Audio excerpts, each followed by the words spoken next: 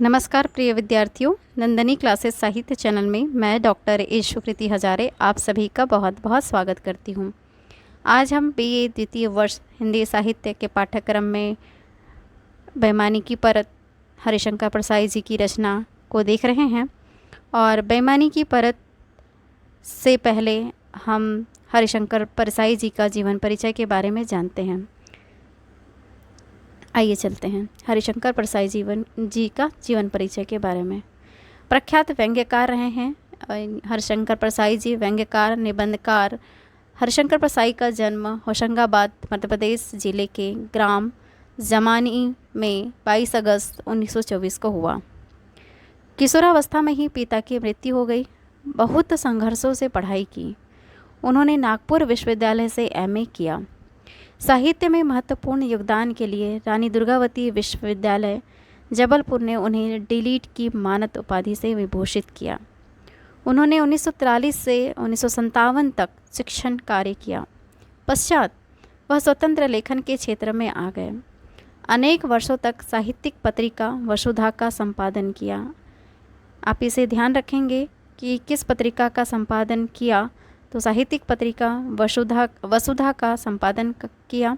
उन्हें पद्मश्री, शिखर सम्मान, साहित्य अकादमी मध्य प्रदेश एवं मध्य प्रदेश हिंदी साहित्य सम्मेलन के भभूति अलंकरण से सम्मानित किया गया। 10 अगस्त 1995 को परसाई जी का देहावसान हो गया। हिंदी व्यंग्य को अलग विधा का रूप देने का श्रेय परसाई जी को है।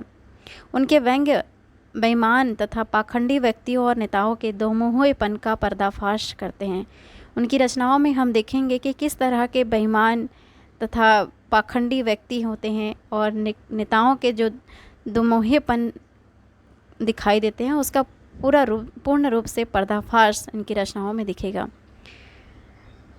संवेदनशील, ईमानदार तथा शोषित वर्गों के प्रति सहानुभूति उपजाना उनकी रचनाओं की एक और विशेषता रही है।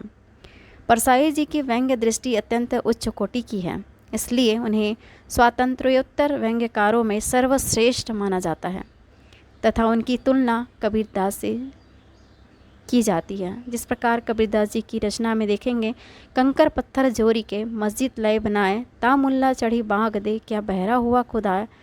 जिस तरह से समाज में व्यंग्य उन्होंने किया है, तो इस प्रकार भी हम देखेंगे कि परसाई जी का भी व्यंग्य के माध्यम से रचनाओं में दिखाई देता है। तो इस प्रकार उनकी तुलना कबीरदास से भी की गई है। उनकी रचनाएं हैं बेईमानी की परत, जो कि पाठ्यक्रम में ही है, हंसते हैं रोते हैं, सदाचार का ताबीज, हनुमान जी अदालत में, अकाल उत्सव, पगडंडियों का ज़माना, ठिठुरता हुआ गणतंत्र, वैष्णव की फिसलन, भूत के पांव पीछे, शिकायत मुझे भी है, जैसे उनके दिन फेरे। इस तरह की रचनाएं परसाई जी की हैं। उपन्यास भी लिखे उन्होंने, तट की खोज, रानी नागफनी की कहानी। और हम पढ़ेंगे बेईमानी की परत, जो कि अत्यंत सशक्त व्यंग्य निबंध है। इसमें देश में फैले व्यापक भ्रष्टाचार पर तीखा कटाक्ष किया है। बेईमानी की परत में व्यंग्य जो है, व्यंग्य शब्द संस्कृत भाषा का है। अंश शब्द से पूर्व वी जो उपसर्ग है तथा बाढ़ में य प्रत्यय लगने से व्यंग्य शब्द की उत्पत्ति हुई है। व्यंग्य का अर्थ है विकृतियों की ओर संकेत करना। राजनीतिक तथा सामाजिक जीवन के प्रत्येक अंग की विसंगति को अपने व्यंग्य का लक्ष्य बनाना व्यंग्यकार का उद्देश्य रहता है। तो इस प्रकार परसाई जी ने भी अपनी व्यंग्य रचनाओं में विविध विषय चुने हैं। जैसे उन्होंने समाज, शासन, राजनीति, धर्म, न्याय व्यवस्था, पुलिस, साहित्य आदि क्षेत्रों में व्याप्त विसंगतियों पर भी अपनी व्यंग्य रचनाएं लिखी हैं। परसाई जी अपनी व्यंग्य रचनाओं के विषय सामान्य जीवन से उठाते हैं। मध्यवर्गीय जीवन की साधारण घटनाओं को लेकर वे उसकी तह तक जाते हैं और छोटी छोटी बातों को महत्व देते हैं। परसाई जी की रचनाएं हास्य और विनोद से परिपूर्ण हैं, पर मुख्य रूप से वे आज की विषमताओं, विसंगतियों और अन्य परंपराओं पर तीखी और सार्थक चोट करती हुई दिखाई देती हैं। परसाई जी का व्यंग्य मुख्य रूप से राजनीतिक व्यवस्था पर है। वे समाज में व्याप्त भ्रष्टाचार, व्यक्ति की धन लिप्सा और स्वार्थ वृत्ति के लिए राजनीति की व्यवस्था को दोषी ठहराते हैं। उनके निबंधों में हम देखेंगे कि व्यंग्यात्मक ढंग से यही प्रतिपादित किया गया है कि किस प्रकार शोषणवादी प्रवृत्तियाँ इस व्यवस्था का लाभ उठाती है। परसाई जी ने विसंगतियों की चर्चा के साथ साथ कहीं कहीं स्वरूप चिंतन के आधार पर दिशा निर्देश भी किया है। जिस प्रकार हम देखेंगे कि इनकी जो रचना है व्यंग्यकार हैं, व्यंग्य रचना है हरिशंकर परसाई जी की बेईमानी की परत। आइए चलते हैं हरिशंकर परसाई जी की बेईमानी की परत की रचना की ओर। कपड़ा पहनते पहनते छोटा हो जाता है, यह मैं भूल चुका था। कई सालों पे ऐसी घटना ही नहीं घटी थी। मैं उनमें से नहीं रहा जो इस साल पैंट सिलवाते हैं और अगले ही साल उसे पत्नी की पुरानी साड़ी की किनार से बांधने लगते हैं। उच्च वर्गीय और मध्य वर्गीय में यही अंतर है। उच्च वर्गों का पैंट जब छोटा होता है तो वह उसे आगे के लिए छोड़ देता है, पर मध्य वर्गीय का कुछ आगे के लिए नहीं होता, इसलिए वह स्त्री की फटी साड़ी की किनार खोजने लगता है। ठंड शुरू होने पर मैंने गर्म शेरवानी निकालकर पहनी तो देखा कि बटनें नहीं लगती। पिताजी जब मेरे कपड़े सिलाने देते थे तो दर्जी से कह देते थे, ज़रा बढ़ते शरीर का बनाना। जब से अपने कपड़े बनवाने का जिम्मा खुद लिया है, हर बार दर्जी से कहना चाहता हूँ, ज़रा घटते शरीर का बनाना। शरीर जब तक दूसरों पर लदा है तब तक मोटापा है, जब अपने ही ऊपर चढ़ जाता है तब दुबलाने लगता है। जिन्हें मोटा रहना है वे दूसरों पर लदे रहने का सुविधा कर लेते हैं। नेता जनता पर लगता है, साधु भक्तों पर, आचार्य महत्वाकांक्षी छात्रों पर और बड़ा साहब जूनियरों पर। मुझे ऐसा कोई आसन नहीं मिला, फिर भी कुछ मोटा हो जाने की इच्छा मरी नहीं। जब भी सफ़र करता, रेलवे प्लेटफॉर्म पर वज़न तौलने की मशीन 10 पैसे डालकर वज़न की टिकट निकलता। टिकट के दूसरे तरफ भाग्य फल लिखा है, जो अक्सर 10 पैसे के बदले में की गई चापलूसी होता है। इस देश की मशीनें भी चापलूसी करना सीख गई हैं। सिर्फ 10 पैसे में कुछ ऐसी बातें कहती है, आपके विचार बहुत ऊंचे हैं, आप उनके अनुसार कार्य करेंगे तो सफल होंगे। मैं कहता हूँ, सिस्टर, कभी तो सच बोला करो। यह कोई तुम्हारा स्टैंडर्ड है कि सिर्फ 10 पैसे में मशीनों की राय पर मैं ज़्यादा भरोसा करता, विशेषकर उन पर जो आदमी को तौलने के लिए जगह जगह रखी हुई है। इनके मुंह में 10 पैसे डाल दो तो तारीफ़ का एक वाक्य बोल देती है। इसलिए मैं किसी इनाम के लिए कभी किताब नहीं बेचता, और समीक्षकों के घरों में पुत्र जन्म होते रहते हैं, पर मैं बधाई के कार्ड नहीं लिख पाता। नतीजा यह कि वज़न बढ़ता भी है तो किसी मशीन की टिकट पर रिकॉर्ड नहीं होता। ज़माने में वज़न से ज़्यादा उसके रिकॉर्ड का महत्व है, इसलिए चतुर लोग दूसरे की गोद में बैठकर अपने को तुलवा लेते हैं और बढ़े वज़न की टिकट जेब में रखते हैं। इस बार ज़रूर वज़न बढ़ा है, अब मशीन की धांधली नहीं चलेगी। मोटाई के एहसास ने शरीर में ऐसी सनसनी पैदा की कि जी हुआ फैलकर शेरवानी के तार तार कर दूँ और ठंड उघाड़े बदन गुजार दूँ। फिर मैं झेपा भी। वज़न बढ़ना तो लड़कपन की हरकत है। कोई प्रौढ़ आदमी भी इस ज़माने में क्यों मोटा होगा? लोग क्या सोचेंगे? अनाज की दुकानों के सामने थैला हाथ के लिए कतार में खड़ा आदमी सूख रहा है। जब तक उसका नंबर आता है दाम बढ़ जाते हैं और घर से लाए पैसे कम पड़ जाते हैं। साधारण आदमी भी जहाज़ों के टाइम टेबल याद रखने लगा है। अमेरिका से जहाज़ आएगा तो उसमें हमारे लिए गेहूं होगा, जापान से आएगा तो चावल होगा। अमेरिका में जहाज़ी कर्मचारियों की हड़ताल से भारतीय जन चिंतित हो जाता है। भुखमरी से हमें अंतर्राष्ट्रीय चेतना आ गई। अगर अकाल पड़ जाए तो हर भारतीय अपने को विश्व मानव समझने लगेगा। यह वक्त भी कहीं मोटे होने का है। मैं शर्म से कमरे में छिपा बैठा रहा, जैसे कुमारी गर्भ को छिपाती है। मेरे देशवासियों, मुझे बेशर्म को माफ़ करना, भारत माता क्षमा करना। तेरा यह कपूत मोटा हो गया। मैं तीसरी पंचवर्षीय योजना का एक झूठा आंकड़ा हूँ जो तुम्हें धोखा दे रहा है। सुब्रमण्यम, माफ़ करना यार, तुम्हारी खाद्य व्यवस्था के बावजूद मैं मोटा हो गया। टीटी भाई, तुम भी मुझे माफ़ करो, मैंने तुम्हारी अर्थनीति का अपमान किया है। कन्हैया लाल मुंशी, अजीत प्रसाद जैन, साधोवा पाटिल, मेरे पिछले खाद्य मंत्रियों, तुम्हारे सामने मैं शर्मिंदा हूँ। चिंतामन देशमुख और मोरारजी भाई, मेरे भूतपूर्व अर्थ मंत्रियों, मैं तुम्हें मुंह दिखाने के काबिल नहीं रहा। मैं पिछले 15 वर्षों की उलझी अर्थनीति और खाद्य नीति के प्रति अपराधी हूँ। ग्लानि से दुबला होने में देर लगती है और पानीदार ही दुबला होता है।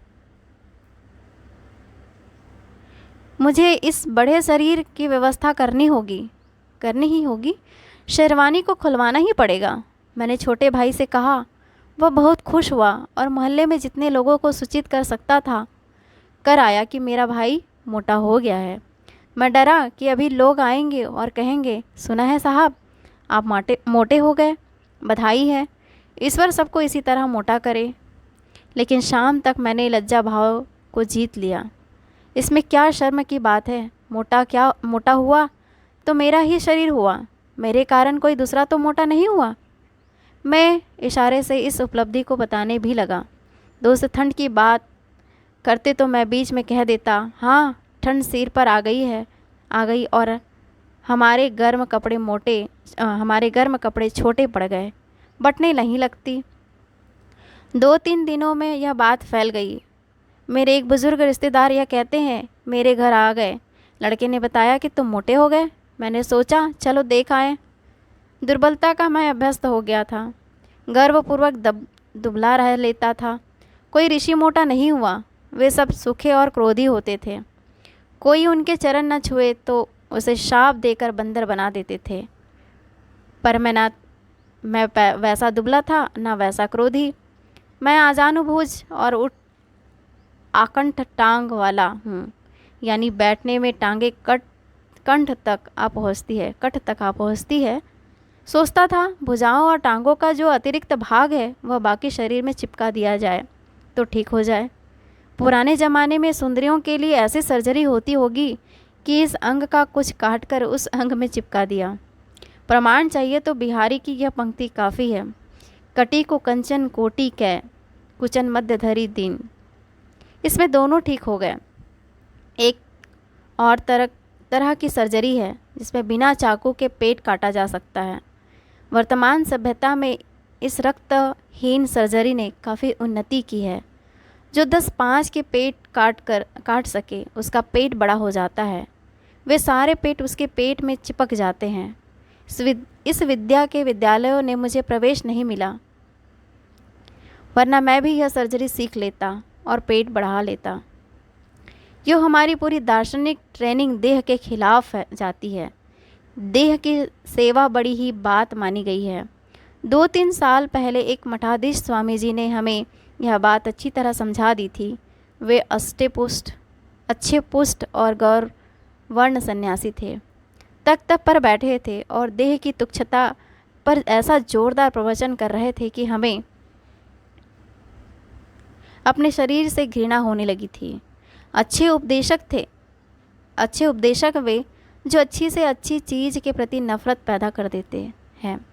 वह कह रहे थे, यह मलमूत्र की खान, यह गंदा शरीर मिथ्या है, नाशवान है, क्षणभंगुर है। मूर्ख इसे स्वादिष्ट पकवान खिलाते हैं, इसे सजाते हैं, इस पर इत्र चुपड़ते हैं। वे भूल जाते हैं कि एक दिन की यह देह मिट्टी में मिलेगी और इसे कीड़े खाएंगे। इतने में एक सेवक केसरिया रबड़ी की गिलास लाया और स्वामी जी ने उसे गटक लिया। मेरे पापी मन की शंका उपजी, पर पास में बैठे एक भक्त ने समझाया, यह मत समझ लेना कि स्वामी जी स्वादिष्ट रबड़ी खाते हैं। अरे, वे तो कीड़े मकोड़ों को खाने के लिए देह को पुष्ट और स्वादिष्ट बना रहे हैं। इस मृत देह को कीड़े खाएं तो उन्हें भी मज़ा आ जाए, यही सोचकर स्वामी जी रबड़ी पीते हैं। श्रद्धाहीन सोचते हैं कि स्वामी जी माल खाते हैं, यह नहीं जानते कि वे तो कीड़ों के लिए डिनर बनाने में लगे हैं। वह उपदेश आज काम आया। संतोष भी हुआ कि अगर स्वामी जी का मेनू पहले दर्जे कहा है तो मेरा भी दूसरे का भी तो होगा है। मैं मिथ्या गर्व से बच गया। जो खुशी थी वह लोगों के सवालों ने छीन ली। लोग पूछने लगे, मोटे हो रहे हो, क्या बात है? मैं क्या जवाब देता? कह दिया, स्वास्थ्य का ख्याल रखता हूँ। वह जो स्वामी शिवानंद की किताब है ना, उसी के मुताबिक चल रहा हूँ। उसमें लिखा है, समय पर भोजन करना चाहिए, सूर्यास्त के बाद चाय नहीं पीनी चाहिए, अधिक रात तक नहीं जागना चाहिए, हल्का भोजन करना चाहिए, मदिरा आदि मादक द्रव्यों का सेवन नहीं करना चाहिए, मिर्च मसाले नहीं खाना चाहिए, मन में बुरे विचारों को नहीं आने देना चाहिए। किसी को संतोष नहीं हुआ। लोग कहते, मजाक छोड़ो, सच बताओ, मोटे क्यों हो रहे हो? पीछे पीछे जब कोई यह प्रश्न करते तो यह कंटीला हो जाता। वे आपस में कहते, वह आजकल मोटा रहा है। क्या बात है? मैं इस सवाल से घबरा उठा। मैं जब दुबला था तब किसी ने प्रधानमंत्री से नहीं पूछा कि यह शख्स दुबला क्यों है। किसी ने संविधान नहीं देखा कि इसमें नागरिकों के कर्तव्य में दुबला होना लिखा है या नहीं। हम सब ने दुबले होने की अपनी नियति मान लिया है। कोई मोटा हो जाता है तो 1000 अंगुलियां उठने लगती हैं। लोग यह समझ रहे थे कि या तो मैं गांजा शराब के स्मगलिंग में लगा हूँ, या किसी संस्था का मंत्री बनकर चंदा खा रहा हूँ, या कहीं से काला पैसा ले रहा हूँ, या घूसखोरी के लिए किसी के एजेंट हो गया हूँ। रोटी खाने से कोई मोटा नहीं होता, चंदा या घूस खाने से मोटा होता है। बेईमानी की पैसे में ही पौष्टिक तत्व बचे हैं। पिछले 17 सालों से मोटे होने वाले ने ऐसी परंपरा डाली कि ईमानदार को मोटे होने में डर लगता है, स्वस्थ रहने की हिम्मत नहीं होती। मेरे एक दोस्त ने मुझे बताया कि जिनकी तोंदें इन 17 सालों में बढ़ी है, जिनके चेहरे सुर्ख हुए हैं, जिनके शरीर पर मांस आया है, जिनकी चर्बी बढ़ी है, उनके भोजन का एक प्रयोगशाला में विश्लेषण करने पर पता चला है कि वे अनाज नहीं खाते थे, चंदा, घूस, काला पैसा, दूसरे की मेहनत का पैसा या पराया धन खाते थे। इसलिए जब कोई मोटा होता दिखता है तो सवाल उठता है, कोई विश्वास नहीं करता कि आदमी अपनी मेहनत से या ईमान का पैसा कमाकर भी मोटा हो सकता है। बेईमानी की तरह यह थोड़ा सा मांस मेरे ऊपर चिपक गया है। मेरे दुश्मनों, एक वैज्ञानिक तथ्य तुम्हारे सामने है। मैं मोटा होकर कमज़ोर हो गया हूँ। मेरी बदनामी उड़ाने का ऐसा सुनहरा अवसर तुम्हें कभी नहीं मिलेगा। तुम जल्दी करो। मेरा क्या ठिकाना है, मैं 4 दिनों के बाद फिर दुबला हो जाऊँगा, तब तुम हाथ मलते रह जाओगे। तो दोस्तों, विद्यार्थियों, इस तरह की बेईमान की परत कहानी है हरिशंकर परसाई जी की। यदि चैनल उपयोगी लगे, पसंद लगे तो चैनल को लाइक, सब्सक्राइब और कमेंट ज़रूर करिए। मेरे वीडियो को सुनने के लिए बहुत बहुत धन्यवाद, शुक्रिया एंड थैंक यू।